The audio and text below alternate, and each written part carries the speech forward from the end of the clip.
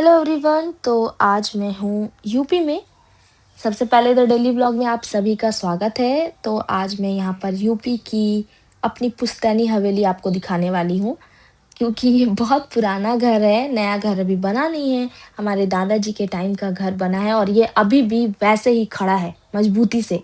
इसलिए मैंने सोचा कि इसको पुश्तैनी हवेली कहना गलत नहीं होगा। पहले मैंने आपको अपना घर दिखाया, फिर थोड़ा सा ज़मीन दिखाया, उसके बाद मैंने आपको अरवी के पत्ते दिखाए। इसका पकौड़ी बहुत अच्छा होता है, जो कि हम लोग रेकवच बोलते हैं यूपी में। आपके यहाँ क्या बोला जाता है ये हमें ज़रूर बताइएगा। उसके बाद वहाँ पर बहुत सारे पेड़-पौधे थे। ये है चापाकल, इससे ही आज के ज़माने में भी वहाँ पर पानी पिया जाता है और सभी कोई स्वस्थ है।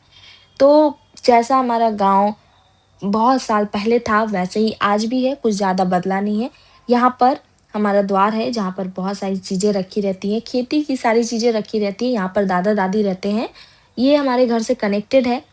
तो आप देखिए, यहाँ पर है ट्रैक्टर, टाली, थ्रेसर और भी चीज़ें हैं। पहले हमारे घर पे गाय-भैंस भी रखी जाती थी, तो उसके लिए यहाँ पर ये रखा गया है। इसमें घास काट कर उन लोग को खिलाया जाता था। अभी तो वो लोग नहीं हैं, तो ये यूज़लेस है, पर स्टिल रखा हुआ है, क्योंकि ये आप समझिए एक म्यूज़ियम है। अगर आप 10 साल बाद ये सब चीज़ें देखने के लिए कोई जगह ढूँढेंगे, तो म्यूज़ियम के अलावा आपके लिए और कोई जगह नहीं है।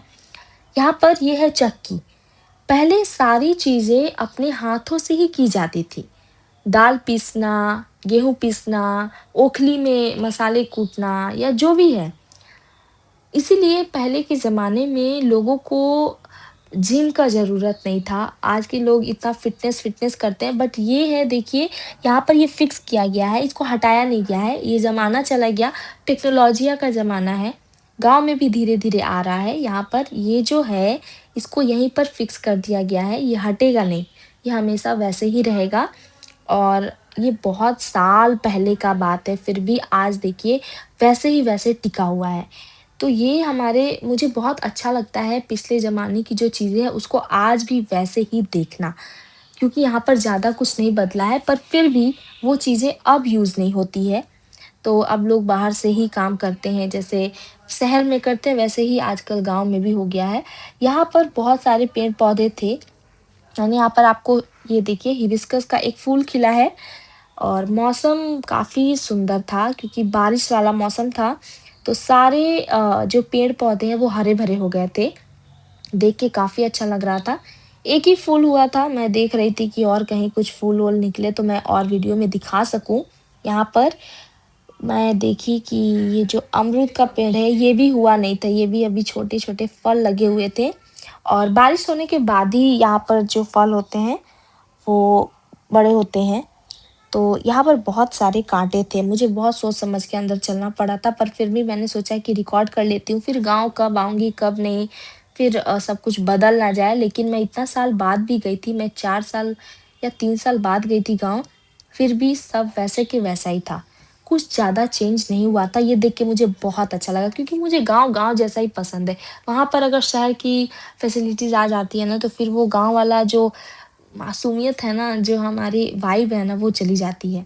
यहाँ पर बहुत सारे पेड़-पौधे लगाए गए थे, जो मैंने दिखाया वो मिर्चा का पेड़ है। यहाँ पर मैं बहुत सोच समझ के चल रही थी, क्योंकि मैं चप्पल पहनी थी और जो खेत है उसमें चप्पल पहन के जाना मना रहता है, क्योंकि जो सब्जियाँ होती हैं ना वो टूट जाती हैं। तो जो लोग लगाए हैं ना वो इनकी कीमत जानते हैं। हमें तो नहीं पता, हम गाँव से बिलॉन्ग करते हैं तो हम जानते हैं कि इसकी कीमत क्या है, लेकिन जो लोग नहीं जानते हैं वो लोग को कोई फ़र्क नहीं पड़ता कि सब्जियाँ टूटे, बने रहे। लेकिन यहाँ पर आप देखिए, मैंने रिकॉर्ड किया है, मैं सब्जियाँ दिखाने की कोशिश कर रही थी। ये सारी चीज़ों में बहुत सारी सब्जियाँ लगाई गई थी और गाँव का यही सबसे ख़ास बात है कि अगर आप गाँव जाते हैं तो आपको सब्जियाँ या फिर फल बाहर से नहीं खरीदने पड़ते हैं, सारे आपके घर पे ही रहते हैं और प्लस फ्रेश रहते हैं। उसके बाद यहाँ पर आप देखिए नीम का पेड़ था और उसके नीचे ये लगे थे नींबू, बहुत सुंदर लग रहे थे। मतलब मुझे फ्रेश चीज़ें काफ़ी ज़्यादा पसंद है, हरी-भरी सब्जियाँ देख के मैं बहुत अट्रैक्ट हो जाती हूँ और वहाँ पर मैंने कुछ दिन तक नींबू का जो सुबह गर्म पानी में नींबू का जूस मिलाकर होता है वो मैंने पिया भी था, क्योंकि मैं सोची कि जब इतने अच्छे-अच्छे नींबू मेरी आँखों के सामने हैं, तो थोड़ा-सा डाइट क्यों ना फ़ॉलो कर लिया जाए। हालाँकि उससे होता कुछ नहीं है क्योंकि मैं दिन भर बाहर की चीज़ें खाती रहती हूँ, पर गाँव में मुझे बाहर की चीज़ें मिलती नहीं हैं, तो मैंने सोचा कि ये अच्छा टाइम है थोड़ा-सा डाइट फ़ॉलो करना चाहिए। तो यहाँ पर मैंने अपने गाँव का पूरा सिनेरियो आपको दिखाया। कैसा लगा आपको वीडियो? कमेंट सेक्शन में ज़रूर बताइएगा और भी व्लॉग के लिए फ़ॉलो